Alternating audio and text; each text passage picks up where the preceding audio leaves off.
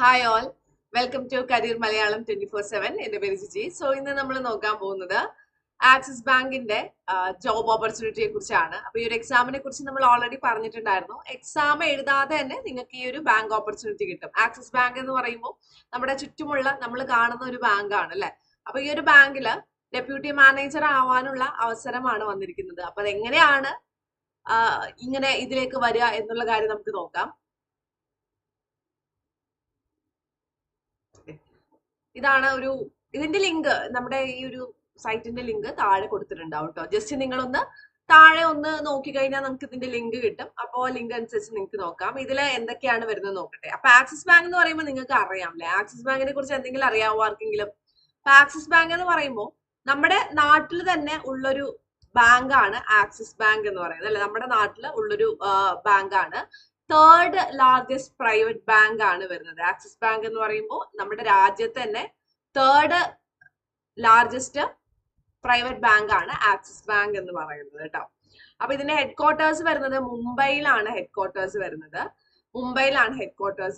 അപ്പൊ ഈ മെയിൻ ആയിട്ട് ആക്സിസ് ബാങ്ക് ഓഫർ ചെയ്തിരിക്കുന്നത് റീറ്റെയിൽ, കോർപ്പറേറ്റ്, MSME, അഗ്രികൾച്ചർ കസ്റ്റമേഴ്സിനൊക്കെ ലോൺ, അവർക്ക് ഫിനാൻഷ്യൽ സർവീസസ് കൊടുക്കുക. അതുപോലെ അങ്ങനെ ഇവിടെ നമ്മൾ നോക്കിക്കഴിഞ്ഞാൽ ഒത്തിരി ബെനിഫിറ്റ് മറ്റുള്ളവർക്ക് കൂടി കൊടുക്കുന്ന ബാക്കി എല്ലാ ബാങ്കിനെ പോലെ തന്നെയാണ് ആക്സിസ് ബാങ്ക്. ഒരുപാട് ബ്രാഞ്ചസ് ഉണ്ട്, എല്ലാ ജില്ലകളിലും ബ്രാഞ്ചസ് ഉണ്ട്, ആക്സിസ് ബാങ്ക് ബ്രാഞ്ചസ് ഉണ്ട്. അപ്പൊ നമുക്ക് നോക്കാം ഇതിൽ എങ്ങനെയാണ് നിങ്ങൾക്ക് ഈ ഒരു പ്രോഗ്രാമിൽ ജോയിൻ ചെയ്യേണ്ടത്, എങ്ങനെയാണ് ജോലി കിട്ടുക, ഇതിൽ ജോലി കിട്ടിയിട്ട് ഫീസ് പേ ചെയ്താൽ മതി എന്നൊക്കെ പറയുന്നുണ്ട്. അപ്പൊ അതൊക്കെ എങ്ങനെയാണെന്നൊക്കെ നോക്കാം കേട്ടോ. അപ്പൊ ഇവിടെ Axis Bank commercial banking group program ആണ് വരുന്നത് കേട്ടോ.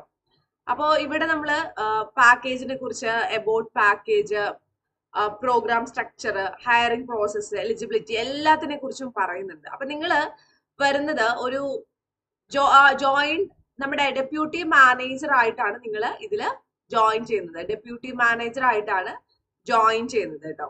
അപ്പോൾ ഇതിന്റെ ഹയറിംഗ് പ്രോസസ്സ് എങ്ങനെയാണ്, അല്ലെങ്കിൽ പ്രോഗ്രാം സ്ട്രക്ചർ എങ്ങനെയാണ് എന്നുള്ളത് നമുക്ക് നോക്കാം. ഓക്കെ, ഹയറിംഗ് പ്രോസസ്സ് ആദ്യം നമുക്ക് നോക്കാം. ആദ്യം നിങ്ങൾ ഓൺലൈൻ രജിസ്ട്രേഷൻ ആണ് ചെയ്യേണ്ടത്. ഓൺലൈൻ രജിസ്ട്രേഷൻ ചെയ്യണം. ഓൺലൈൻ രജിസ്ട്രേഷൻ ചെയ്യാൻ വേണ്ടി ഫീ ഉണ്ടോ ചോദിച്ചു കഴിഞ്ഞാൽ 299 രൂപയാണ് ഇതിന്റെ ഫീ വരുന്നത്. 299 രൂപയാണ് ഇതിന്റെ ഫീ വരുന്നത് കേട്ടോ. എത്രയാണ്? 299 രൂപയെ വരുന്നത്. ഇപ്പൊ ചില എക്സാമിനൊക്കെ നല്ലൊരു എമൗണ്ട് വരുമല്ലോ, 500 രൂപയിൽ കൂടുതലൊക്കെ വരുമല്ലോ. ഇതിൽ അത്രയില്ല, ഇതിൽ 299 രൂപയാണ് ഫീ വരുന്നത്. ഇനി ഇതിൽ നമ്മൾ നോക്കിക്കഴിഞ്ഞാൽ എന്തൊക്കെ ഡോക്യുമെന്റ്സ് ആണ് നിങ്ങൾക്ക് അപ്ലോഡ് ചെയ്യേണ്ടത് ഇതിൽ ചോദിച്ചു കഴിഞ്ഞാൽ pan card, Aadhaar card, 10th, +2, graduation mark card and passport size photo. ഇത്രയും ഡോക്യുമെന്റ്സ് ആണ് നിങ്ങൾക്ക് ഓൺലൈൻ ആയിട്ട് അപ്ലൈ ചെയ്യുന്ന സമയത്ത് വേണം. അപ്പൊ ഇത് ബാങ്കിലേക്കുള്ളതാണ്. അപ്പൊ അതുകൊണ്ട് തന്നെ കൃത്യമായിട്ടുള്ള എല്ലാ ഡോക്യുമെന്റ്സും ഇവിടെ ഓൺലൈൻ ആയിട്ട് അപ്ലൈ ചെയ്യുമ്പോൾ വേണം. ഏതൊക്കെയാണ് ഡോക്യുമെന്റ്സ് വേണ്ടത്? Pan card, Aadhaar card, +2, 10th, graduation mark card, passport size photo. അത് കഴിഞ്ഞ് അപ്ലൈ ചെയ്യുക. അപ്ലൈ നൗ കൊടുത്തു കഴിഞ്ഞാൽ മുകളിൽ ഇത് കാണും. നിങ്ങളുടെ പേര്, ഇമെയിൽ ID, ഫോൺ നമ്പർ, എന്നിട്ട് OTP സെൻഡ് ചെയ്യുക. OTP വരും. അത് കഴിഞ്ഞ് നിങ്ങൾക്ക് ഏതാണ് സ്റ്റേറ്റ്, ആ സ്റ്റേറ്റ് ആക്കുക. എന്നിട്ട് ഐ അഗ്രി കൊടുത്തിട്ട് സബ്മിറ്റ് കൊടുത്താൽ മതി. ഇപ്പൊ സബ്മിറ്റ് കൊടുക്കുമ്പോൾ ബ്ലൂ വരുന്നില്ല, കാരണം ബാക്കിയൊന്നും ഞാൻ ഫില്ല് ചെയ്തിട്ടില്ല. നോർമലി നമ്മൾ നോക്കിക്കഴിഞ്ഞാൽ ബാക്കിയെല്ലാം ഇവിടെ ഫില്ല് ചെയ്യാൻ പറ്റും. ഇപ്പൊ നമ്മൾ നോക്കിക്കഴിഞ്ഞാൽ ഇവിടെ കുറെ പേരുകളും ഒക്കെ എന്തായിരുന്നു ഇവിടെ വരും. അപ്പൊ അതൊക്കെ ചെയ്താൽ മതി. ഇനി അടുത്ത നമ്മൾ നോക്കിക്കഴിഞ്ഞു എന്ന് വെച്ചാൽ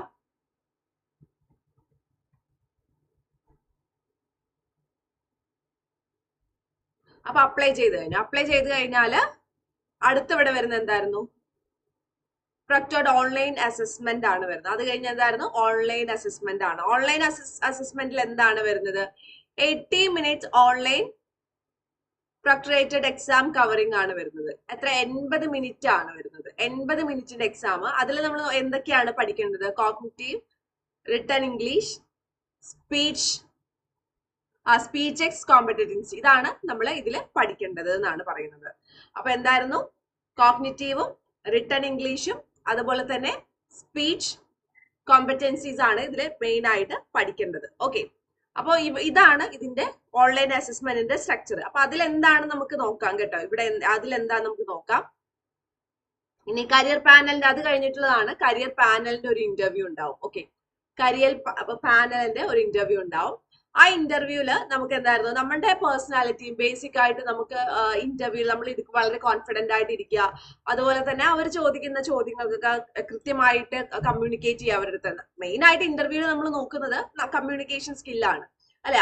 നമുക്ക് പ്രസന്റബിൾ ആണോ നമ്മൾ, അതാണ് ഇന്റർവ്യൂല് മെയിൻ ആയിട്ട് നോക്കുന്നത്. അപ്പൊ ഇന്റർവ്യൂ നമ്മൾ പ്രസന്റബിൾ ആണോ എന്ന് അവർ നോക്കുന്നു. അങ്ങനെ നമ്മൾ കരിയർ പാനലിന്റെ ഇന്റർവ്യൂല് ക്ലിയർ ചെയ്ത് കഴിഞ്ഞാൽ നേരെ നമ്മൾ ആക്സിസ് ബാങ്കിന്റെ പാനൽ ഇന്റർവ്യൂ ഉണ്ട്. അവിടെ നിന്ന് എന്തായിരുന്നു, ഇവിടെ നിന്നാണ് ഫൈനൽ ഇവാലുവേഷൻ നടക്കുന്നത്. ഓക്കെ, ഫൈനൽ ഇവാലുവേഷൻ നടക്കുന്നത് ആക്സിസ് ബാങ്കിന്റെ പാനൽ ഇന്റർവ്യൂലാണ് ഫൈനൽ ഇവാലുവേഷൻ നടക്കുന്നത് കേട്ടോ. ആക്സിസ് ബാങ്കിന്റെ പാനൽ ഇന്റർവ്യൂവിന് എന്താ നടക്കുന്നത്, ഫൈനൽ ഇവാലുവേഷൻ ആണ് നടക്കുന്നതെന്നാണ് പറയുന്നത്. അപ്പോൾ ഇവിടെ അത് കഴിഞ്ഞിട്ടാണ് ഓഫർ ലെറ്റർ റിസീവ് ചെയ്യുന്നത്. ഓഫർ ലെറ്റർ റിസീവ് ചെയ്യുന്നത് ഇത് കഴിഞ്ഞിട്ടാണ് വരുന്നത്. അപ്പൊ ഇവിടെ എല്ലാ ഫോർമാലിറ്റീസും കഴിഞ്ഞിട്ട് ഫീ പേയ്മെന്റും കഴിഞ്ഞിട്ട്, ഫസ്റ്റ് ഫീ പേയ്മെന്റ് കഴിഞ്ഞിട്ട് നിങ്ങൾക്ക് ഓഫർ ലെറ്റർ ഇഷ്യൂ ചെയ്യുമെന്നാണ് പറയുന്നത്. ഇതാണ് ഇതിന്റെ ഹയറിംഗ് പ്രോസസ് എന്ന് പറയുന്നത്. ഇതിന്റെ പ്രോഗ്രാം സ്ട്രക്ചർ എങ്ങനെയാണ് വരുന്നത് നമുക്ക് നോക്കാം. ഇവിടെ പ്രോഗ്രാം സ്ട്രക്ചർ 12 മന്ത് ആണ്. അപ്പൊ നിങ്ങൾ ഹയറിംഗ് പ്രോസസ്സ് കഴിഞ്ഞാൽ നിങ്ങൾക്ക് 12 മാസമാണ് ഇതിന്റെ ഒരു പ്രോഗ്രാം സ്ട്രക്ചർ വരുന്നത്. അപ്പൊ ഇതിലെ ഫൗണ്ടേഷൻ ബ്ലോക്സ് ആദ്യം 2 മാസമാണ്. അത് ഓൺലൈൻ മോഡിലാണ് വരുന്നത്. ഓക്കെ, ആദ്യത്തെ 2 മാസം ഓൺലൈൻ ക്ലാസ് ആണ് വരുന്നത്. അപ്പൊ അതിൽ നമുക്ക് ഇംഗ്ലീഷ് ലാംഗ്വേജ്, അതുപോലെ തന്നെ പ്രൊഫഷണൽ എറ്റിക്കറ്റ്, പിന്നെ business banking solution, communication, sales and consumer engagement, ഇതൊക്കെ എന്തായിരുന്നു നമ്മുടെ മൊഡ്യൂൾ 1 വരും. അത് കഴിഞ്ഞ് മൊഡ്യൂൾ 2 എന്ന് പറയുമ്പോൾ ആപ്ലിക്കേഷൻ ബുക്സ് ആണ്, 2 മാസമാണ്. ഇത് ക്യാമ്പസ് മോഡിലായിരിക്കും വരുന്നത്. ഇത് നടക്കുന്നത് പൂനെയിലാണ് നടക്കുന്നത് കേട്ടോ. ഇത് ഒരു പ്രോഗ്രാം നടക്കുന്നത് പൂനെയിലാണ്. ഈ രണ്ടാമത്തെ മൊഡ്യൂളിലാണ് ലാംഗ്വേജ് സെയിം ആണ്. നോക്കുക, ലാംഗ്വേജ് ആൻഡ് പ്രൊഫഷണൽ എറ്റിക്കേറ്റ് നമ്മൾ നേരത്തെ പറഞ്ഞത് തന്നെയാണ്. അത് കഴിഞ്ഞ് ബിസിനസ് ബാങ്കിങ് സൊല്യൂഷൻ 2 ആണ്. നേരത്തെ 1 ആയിരുന്നു, ഇവിടെ 2 ആണ്. സെയിൽസ് ആൻഡ് കസ്റ്റമർ മാനേജ്മെന്റ്, അതാണ് മൊഡ്യൂൾ 2 പറയുന്നത്. മൊഡ്യൂൾ 3 എന്ന് പറയുമ്പോൾ എന്തായിരുന്നു, 2 മാസം ഉണ്ടാവും. ആക്സിസ് ബാങ്കിന്റെ ബ്രാഞ്ചസിൽ ഇന്റേൺഷിപ്പ് ആയിട്ട്, ആക്സിസ് ബാങ്കിന്റെ പല ബ്രാഞ്ചസ് ഉണ്ടാവുമല്ലോ, അതില് ഇന്റേൺഷിപ്പ് ആയിട്ട് എന്തായിരുന്നു 2 മാസം ഉണ്ടാവും. അപ്പൊ ഇവിടെ തന്നെ നിങ്ങൾക്ക് സാലറി, ഒരു സ്റ്റൈപ്പൻഡുകൾ കിട്ടി തുടങ്ങും കേട്ടോ. ഇനി അതുപോലെ തന്നെ 4ാമത്തെ മൊഡ്യൂളിൽ വരുന്നത് ഓൺ ദി ജോബ് ട്രെയിനിങ് ആണ്. ആക്സിസ് ബാങ്കിന്റെ ബ്രാഞ്ചസിൽ 6 മാസത്തെ ജോബ് ട്രെയിനിങ്. അതായത് നിങ്ങൾക്ക് മെയിൻ ആയിട്ട് ഓഫ്ലൈനിലായിട്ട് പോയി പഠിക്കേണ്ടത് 2 മാസമാണ്. പൂനെയിൽ പോയിട്ട് പഠിക്കുന്നത്, ക്യാമ്പസ് മോഡില് പൂനെയിൽ പോയിട്ട് പഠിക്കേണ്ടി വരും. അപ്പൊ അതാണ് ഇതിന്റെ പ്രോഗ്രാം സ്ട്രക്ചർ എന്ന് പറയുന്നത്. ഇനി ഇതിന്റെ എലിജിബിലിറ്റി എന്താണ് നമുക്ക് നോക്കാം. ഇവിടെ ഒന്ന് വർക്ക് എക്സ്പീരിയൻസ്. അപ്പൊ ഇവിടെ നമ്മൾ നോക്കിക്കഴിഞ്ഞാല് candidate with experience in sales or service domain, candidate should have a relieving letter from employer at the time of joining the campus training. അപ്പൊ ഇവിടെ നമ്മൾ നോക്കിക്കഴിഞ്ഞെന്ന് വെച്ചാൽ എന്തായിരുന്നു, വർക്ക് എക്സ്പീരിയൻസ് വേണോ ചോദിച്ചു കഴിഞ്ഞാൽ വർക്ക് എക്സ്പീരിയൻസ് വേണം. എവിടെയാണ്, സെയിൽസിലോ സർവീസിലോ അങ്ങനെ എന്തെങ്കിലും വർക്ക് എക്സ്പീരിയൻസ് ഉണ്ടെങ്കിൽ അത്രയും നല്ലത് എന്നാണ് പറയുന്നത്. അപ്പൊ സെയിൽസിലും നമുക്കറിയാം, സർവീസിലെ വർക്ക് എക്സ്പീരിയൻസ് ഒക്കെ കിട്ടാൻ എളുപ്പമാണ്. നിങ്ങൾ മിക്ക ആൾക്കാർക്കും അതൊക്കെ ഉണ്ടാവും ചിലപ്പോൾ. ഇനി എഡ്യൂക്കേഷൻ എന്തായിരുന്നു, graduation or post graduation from any stream വിത്ത് 50% അപ്പോ 50% കൂടി മാർക്കെങ്കിലും മിനിമം, അത് മിക്ക ആൾക്കാർക്കും ഉണ്ടാവും 50% മാർക്ക് അല്ലെ. 50% മാർക്കിൽ എന്തായിരുന്നു നിങ്ങൾക്ക് കൂടുതൽ വേണം ഗ്രാജുവേഷനിലും പോസ്റ്റ് ഗ്രാജുവേഷനിലും എന്നാണ് പറയുന്നത്. ഇനി അതുപോലെ തന്നെ 10th and +2 and graduation should be. അപ്പോൾ റെഗുലർ ആയിട്ട് 10th +2 ഡിഗ്രി ഒക്കെ എന്തായിരുന്നു, ഡിസ്റ്റൻസ് ഒന്നും പറ്റില്ല, റെഗുലർ ആയിട്ട് തന്നെ പോയിരിക്കണം എന്നാണ് പറയുന്നത്. കാരണം ബാങ്ക് ജോലിയാണ്, അപ്പൊ അതിൻ്റെതായിട്ടുള്ള കുറച്ച് കണ്ടീഷൻസ് ഉണ്ട്. റെഗുലർ ആയിട്ട് പോയിക്കൊണ്ടിരിക്കണം. ഗ്രാജുവേഷൻ ആണെങ്കിൽ നിങ്ങൾക്ക് മിനിമം 1 to 2 years എക്സ്പീരിയൻസ് ആണ് വേണ്ടത്. പോസ്റ്റ് ഗ്രാജുവേഷൻ ആണെങ്കിൽ ഒരു 6 മാസം വർക്ക് എക്സ്പീരിയൻസ് മതി. അപ്പോൾ വർക്ക് എക്സ്പീരിയൻസ് വേണമെന്ന് പറഞ്ഞിട്ടുണ്ടായിരുന്നു. അപ്പോൾ പോസ്റ്റ് ഗ്രാജുവേഷൻ നിങ്ങൾക്ക് ഉണ്ടെങ്കിൽ നിങ്ങൾ MAയോ BA MAയോ MSCയോ MBA എന്തെങ്കിലും എടുത്തിട്ടുണ്ടെങ്കിൽ ഒരു 6 മാസം എക്സ്പീരിയൻസ് മതി. അല്ലാത്തവർക്ക് ഗ്രാജുവേഷൻ മാത്രമാണെങ്കിൽ 1 വർഷമെങ്കിലും മിനിമം എക്സ്പീരിയൻസ് വേണം എന്നാണ് പറയുന്നത്. ഏജ് ലിമിറ്റ് വരുന്നത് അഡ്മിഷൻ എടുക്കുന്ന സമയത്ത് 22 വയസ്സ് മുതൽ 28 വയസ്സ് വരെയാണ് വരുന്നത്. 22 വയസ്സ് മുതൽ 28 വയസ്സ് വരെയാണ് വരുന്നത്. കമ്മ്യൂണിക്കേഷൻ സ്കിൽ എന്ന് പറയുന്നത് എന്തായിരുന്നു, applicant must possess good communication skill as they are an essential requirement for the programme. Communication skill നിങ്ങൾക്ക് ഇതിൽ വേണമെന്നാണ് പറയുന്നത്. അപ്പൊ അതാണ് ഇതിന്റെ എന്ത് പറയുന്നത്, എലിജിബിലിറ്റി ക്രൈറ്റീരിയ എന്ന് പറയുന്നത്. അതാണ് ഇതിന്റെ എലിജിബിലിറ്റി ക്രൈറ്റീരിയ. ഓക്കെ, അപ്പൊ നമ്മൾ എലിജിബിലിറ്റി ക്രൈറ്റീരിയ നോക്കി, ഹയറിംഗ് പ്രോസസ് എങ്ങനെയാണ് നോക്കി, പ്രോഗ്രാം എങ്ങനെയാണ് നോക്കി, പാക്കേജ് എങ്ങനെയാണ് നോക്കാം. ഓക്കെ, ഇതിന്റെ പാക്കേജ് എങ്ങനെയാണ് നമുക്ക് നോക്കാം. ഓക്കെ, അപ്പൊ ഇവിടെ നമ്മൾ നോക്കിക്കഴിഞ്ഞാല് ആദ്യത്തെ 2, 3 മുതൽ 4 മാസം വരെ എന്തായിരുന്നു, ബാങ്കിൽ നിന്നൊരു സ്റ്റൈപ്പൻഡ് കിട്ടും. 3 മുതൽ 4 മാസം വരെ എന്ന് പറയുമ്പോൾ നമുക്ക് ആദ്യത്തെ 2 മാസം ഓൺലൈൻ മോഡിലാണ്, അതിൽ നിങ്ങൾക്ക് എന്തായിരുന്നു പേയ്മെന്റ് കിട്ടില്ല. പക്ഷെ നിങ്ങൾ നിങ്ങളുടെ വീട്ടിലിരുന്നിട്ടാണ് ചെയ്യുന്നത്. ഓഫ്ലൈൻ ആയിട്ട് പൂനെയിലേക്ക് പോയി തുടങ്ങും മുതൽ, പൂനെയിൽ 2 മാസം ഉണ്ടെന്ന് പറഞ്ഞില്ലേ, ആ 2 മാസം നിങ്ങൾക്ക് ഒരു സ്റ്റൈപ്പൻഡ് പോലെയാണ് കിട്ടുന്നത്. ആ മാസം 5000 രൂപ വെച്ചിട്ട് സ്റ്റൈപ്പൻഡ് പോലെയാണ് കിട്ടുന്നത്. ഓക്കെ, ആദ്യമാണ് പറയുന്നത് 2 മാസത്തെ കാര്യമാണ്. അപ്പൊ പൂനെയിൽ നിങ്ങൾക്ക് 5000 സ്റ്റൈപ്പൻഡ് വെച്ച് കിട്ടും. അത് കഴിഞ്ഞിട്ട് ഔട്ട് ഓഫ് പോക്കറ്റ് എക്സ്പെൻസ്. അപ്പൊ ഔട്ട് ഓഫ് പോക്കറ്റ് എക്സ്പെൻസ് എത്രയായിരുന്നു? കരിയർ 24/7 നിന്ന് ആ മറ്റേ പൂനെയിൽ 2 മാസം ഉണ്ടാകുമ്പോൾ 10,000 രൂപ വെച്ചിട്ട് ഓരോരോ മാസം കിട്ടിയിട്ട് അങ്ങനെ എത്ര രൂപയാവും? 2 മാസത്തേക്കും കൂടിയിട്ട് എവിടെ പോയി? ആ 2 മാസത്തേക്കും കൂടി 20,000 രൂപയാവും. അതായത് പൂനെയിൽ പോകുമ്പോൾ ഒരു മാസം നിങ്ങൾക്ക് കിട്ടുന്ന കയ്യിൽ കിട്ടുന്നത് 15,000 രൂപയാണ് കിട്ടുന്നത്. ഓക്കെ, 15,000 രൂപയാണ് നിങ്ങൾക്ക് പൂനെയിൽ പോയിട്ട് 2 മാസം അവിടെ പഠിക്കുന്ന സമയത്ത് കിട്ടുന്നത്. ഓക്കെ, 15,000. അപ്പൊ നല്ലതല്ലേ, അവിടെ പോയിട്ട് പഠിക്കുമ്പോൾ 15,000 രൂപ നിങ്ങൾക്ക് പേയ്മെന്റ് കിട്ടുകയാണ് ചെയ്യുന്നത്. ഇനി അടുത്തത് post training period after getting on boarded in bank, internship stage onwards. അപ്പോൾ ഇവിടെ ബാങ്കിൽ ഇന്റേൺഷിപ്പ് സ്റ്റാർട്ട് ചെയ്യുന്ന പറഞ്ഞില്ലേ, 5ാമത്തെ മാസം മുതൽ ബാങ്കിൽ ഇന്റേൺഷിപ്പ് സ്റ്റാർട്ട് ചെയ്യാണെന്ന് പറഞ്ഞു. അങ്ങനെ ബാങ്കിൽ ഇന്റേൺഷിപ്പ് സ്റ്റാർട്ട് ചെയ്യുമ്പോൾ നിങ്ങൾക്ക് 6.3 to 6.8 lakh per annum ആണ് വരുന്നത്.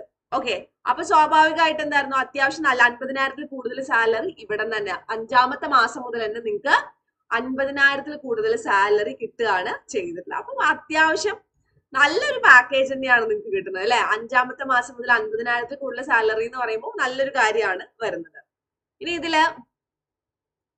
നിങ്ങൾക്ക് എല്ലാവർക്കും അറിയേണ്ട ഫീസ് സ്ട്രക്ചർ ആണ്. നമുക്കറിയാം 3ാമത്തെ മാസം മുതൽ 3, 4, 15,000 കിട്ടുന്നു. 5ാമത്തെ മാസം മുതൽ 50,000 രൂപ കിട്ടുന്നു. സോ ഇതിൽ ഫീസ് സ്ട്രക്ചർ ഉണ്ട്.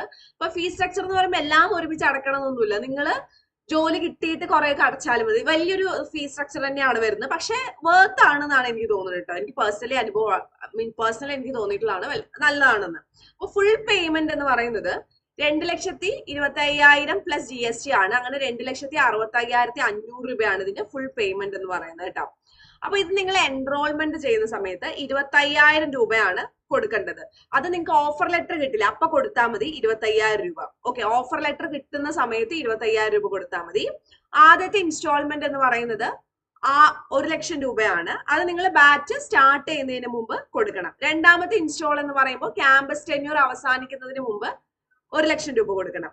അപ്പോ വേറൊരു ഡൗട്ട് ഉണ്ടാവും, നിങ്ങൾക്ക് EMI അവൈലബിൾ ആണോ? കാരണം ഇത്രയും രൂപ ചിലപ്പോൾ എല്ലാവരുടെ കയ്യിലും എടുക്കാൻ ഉണ്ടാവണമെന്നില്ല അല്ലെ. എല്ലാവരുടെ കയ്യിലും ഇത്ര രൂപ എടുക്കാണെന്നുണ്ടാവില്ല. അപ്പൊ നമുക്ക് സ്വാഭാവികമായിട്ട് തോന്നും നമുക്ക് EMI ഒക്കെ കിട്ടുവാണെങ്കിൽ നല്ലൊരു കാര്യമല്ലേ, കാരണം ഇത്രയും രൂപ എടുക്കാനില്ല. സോ EMI ഉണ്ടെങ്കിൽ നല്ലതാണ് നമുക്ക് തോന്നും. അപ്പൊ അങ്ങനെ നോക്കിക്കഴിഞ്ഞാൽ ഓഫ്കോഴ്സ് ഇവിടെ എന്തായിരുന്നു, EMI എന്ന് പറയുന്ന ഒരു ഓപ്ഷൻ ഉണ്ട്. അപ്പൊ ഇവിടെ നമ്മൾ നോക്കിക്കഴിഞ്ഞാല് enrollment fee 25,000 loan available for fee payment of 2 lakhs. അപ്പൊ എന്തായിരുന്നു, 25,000 രൂപ എൻറോൾ ചെയ്യുമ്പോൾ മാത്രമാണ് നിങ്ങളുടെ ഇന്ന് ഫീ ആയിട്ട് പോകുന്നുള്ളൂ. ബാക്കി 2,00,000 രൂപയ്ക്ക് EMI ഉണ്ട്. അത് നിങ്ങളുടെ കയ്യിൽ നിന്ന് അടക്കണ്ട, ബാങ്കിൽ നിന്ന് സാലറി കിട്ടുമ്പോൾ അവർ പിടിച്ചോളും. അത് കുറച്ചുകൂടി നല്ലതല്ലേ. അപ്പൊ നമുക്ക് അത്രയും 2,00,000 രൂപ ഫീസ് ഉണ്ടോ എന്ന് പറയുന്ന ഒരു അത്രയും ടെൻഷൻ അടിക്കേണ്ട കാര്യമൊന്നുമില്ല. പിന്നെ ഇവിടെ നമ്മൾ നോക്കിക്കഴിഞ്ഞെന്ന് വെച്ചാൽ എന്തായിരുന്നു, ഇതിൽ ആക്സിസ് ബാങ്കിന്റെ തന്നെയാണ് EMI വരുന്നത്. 13% ഇൻട്രസ്റ്റ് ആണ് വരുന്നത്. പേ EMI after you start earning the salary. നിങ്ങൾക്ക് എന്തായിരുന്നു, സാലറി കിട്ടി തുടങ്ങിയിട്ട് EMI അടച്ചാൽ മതി. EMI will start 6 months after starting the job. അതായത് നിങ്ങൾ ജോലി സ്റ്റാർട്ട് ചെയ്തിട്ട് 6 മാസം കഴിഞ്ഞിട്ട് നിങ്ങൾക്ക് സാലറി EMI പിടിക്കുള്ളൂ. ഇതിൽ ജോലി കിട്ടിയിട്ട് 6 മാസം കഴിഞ്ഞിട്ടാണ് നിങ്ങളുടെ സാലറിന്ന് EMI ആയിട്ട് പിടിക്കുള്ളൂ. അങ്ങനെയാണെങ്കിൽ നല്ലതാണ്. നിങ്ങൾക്ക് ആദ്യത്തെ ഒരു മാസം ഫുൾ സാലറി കൊണ്ട് EMI കിട്ടി അങ്ങനെയൊന്നുമില്ല. നിങ്ങൾക്ക് ജോലി കിട്ടി 6 മാസം കഴിഞ്ഞിട്ടാണ് സാലറി പിടിക്കുന്നത്. അപ്പോൾ എനിക്ക് തോന്നുന്നത് അത്യാവശ്യം നല്ലൊരു സ്കീം തന്നെയാണ് ഇതെന്ന് പറയുന്നത് കേട്ടോ. അപ്പൊ നിങ്ങൾ ഇനിയും കൂടുതൽ അറിയണമെങ്കിൽ താഴെ നമ്മൾ ഇതിന്റെ ലിങ്ക് കൊടുത്തേക്കാം. നിങ്ങൾ ആ ലിങ്ക് ഒന്ന് ക്ലിക്ക് ചെയ്ത് ഒന്ന് രജിസ്റ്റർ ചെയ്ത് വെക്കുക. അപ്പൊ അവർ നിങ്ങളെ കോൺടാക്ട് ചെയ്തോളും, എന്താണ് ഇനി അടുത്ത് ചെയ്യേണ്ടതെന്നുള്ള കാര്യത്തിൽ കോൺടാക്ട് ചെയ്തോളും കേട്ടോ. അതുപോലെ തന്നെ നമുക്ക് വേറെ കുറെ കോഴ്സുകളൊക്കെ ഉണ്ട്. വേറെ കോഴ്സുകൾ എന്ന് പറയുമ്പോൾ നമ്മുടെ തന്നെ കുറച്ച് കോഴ്സുകൾ ഉണ്ട്. AI ഡിജിറ്റൽ മാർക്കറ്റിംഗും ഡേറ്റ അനലിറ്റിക്സും കോഴ്സുകളൊക്കെ ഉണ്ട്. ഈ കോഴ്സുകൾക്ക് നിങ്ങൾക്ക് ജോയിൻ ചെയ്യാവുന്നതാണ് കേട്ടോ. താഴെ നമ്മൾ ഡിസ്ക്രിപ്ഷൻ ബോക്സിലും കമന്റ് ബോക്സിലൊക്കെ ലിങ്ക് ഒക്കെ കൊടുത്തിട്ടുണ്ടാവും. അതിൽ നിങ്ങൾക്ക് ക്ലിക്ക് ചെയ്ത് അതിൽ നിങ്ങൾക്ക് ജോയിൻ ചെയ്യാവുന്നതാണ്. അപ്പൊ അങ്ങനെ ജോയിൻ ചെയ്യുന്നതിലൂടെ ഉറപ്പായിട്ടും നിങ്ങൾക്ക് നല്ലൊരു ഒരു കരിയർ ഓറിയന്റഡ് ആയിട്ടുള്ള ഒരു ജോലി കിട്ടും. കാരണം നമുക്ക് 100% കരിയർ അസിസ്റ്റൻസ് ആണ് ഇവിടെ പറയുന്നത്. അതുകൊണ്ട് തന്നെയാണ് ഞാൻ പറഞ്ഞത് കരിയർ ഓറിയന്റഡ് ആയിട്ടുള്ള ജോലി കിട്ടും നിങ്ങൾക്ക്. ഓക്കെ, അപ്പൊ ഇത്രയൊക്കെയാണ് പറയാനുള്ളത്. അപ്പൊ വീണ്ടും നമുക്ക് അടുത്ത ഒരു സെഷനിൽ കാണാം. അപ്പൊ എല്ലാവർക്കും ഓൾ ദി ബെസ്റ്റ്, ബൈ.